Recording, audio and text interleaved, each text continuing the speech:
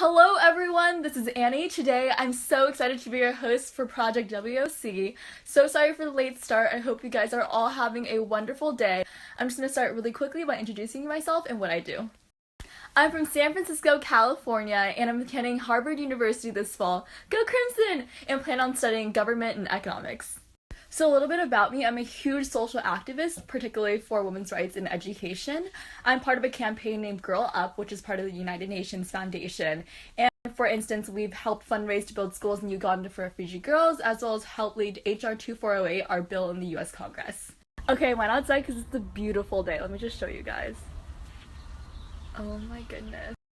But moving on, in 2016, my junior year, I founded BridgeEd, my own 501c3 nonprofit organization, which promotes tertiary education and bridges the socioeconomic gap in education by connecting low-income high school students with college counselors.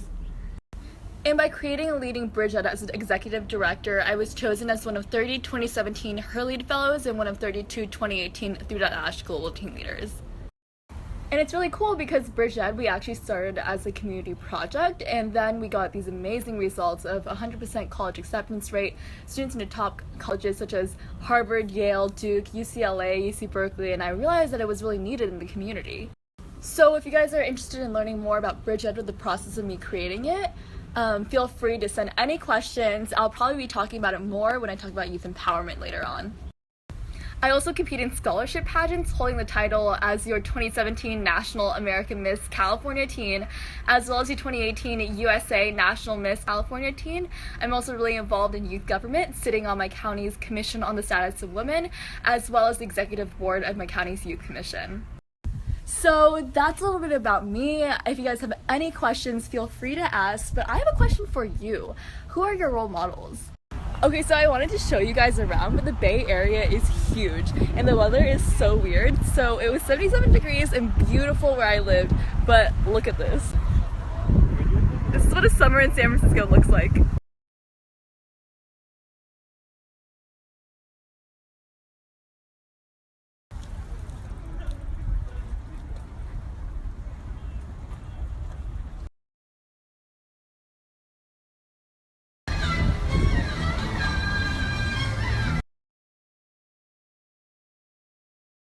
Okay, so I got a really good question asking how to start your own Girl Up club. And Girl Up is really cool because they have resources to help you start your own club and get going instead of doing everything from scratch. So just go to girlup.org, you can find instructions on how to do so.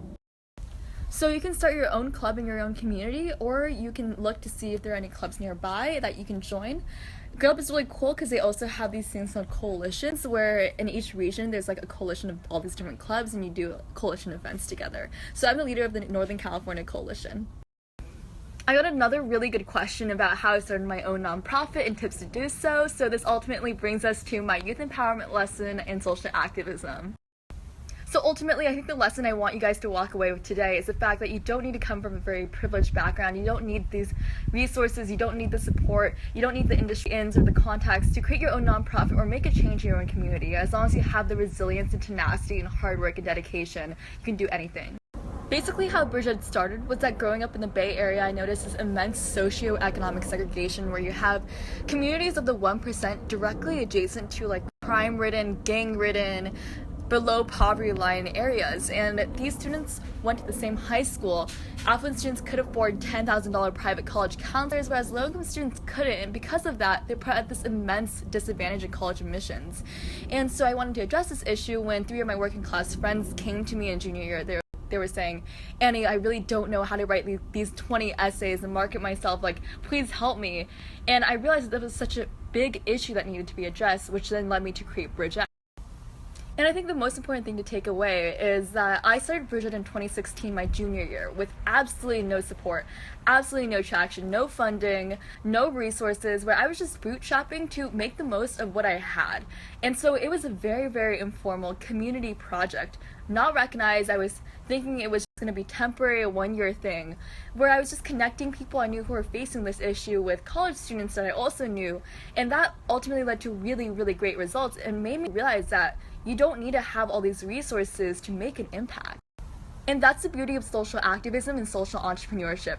It's the fact that no matter what age you are, no matter how well resourced you are, you can make a difference in your own community. in the world, as long as you have this passion, dedication, and willingness to take initiative. And for me, my parents immigrated here post-college, so they never really assimilated or understood the American culture. And when I was in freshman year, I told my mom, I was like, Mom, I want to get my own nonprofit organization. And she literally laughed in my face.